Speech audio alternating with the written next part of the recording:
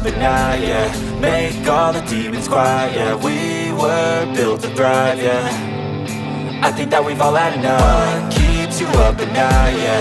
Make all the demons quiet, yeah. We were built to thrive, yeah. I think that we've all had enough. Yeah, I think that we've all had enough. Sick of dealing with the old plan. They know that we're calling it wrong.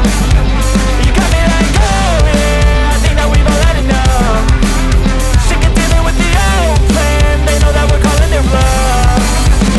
Hey, it's too late to try to go contain it. A generation fueled by creation. We live lives on a small screen nation. We control the airwaves, no negotiation. I refuse to think we need saving. Something good will come from creation. And when we think that the world is too anxious, we'll adapt, evolve, survive and save it. What keeps you up at night, yeah. Make all the demons quiet, yeah. We were built to thrive, yeah. I think that we've all had enough. What keeps you up at night, yeah. Make all the demons quiet, yeah. We were built to thrive, yeah.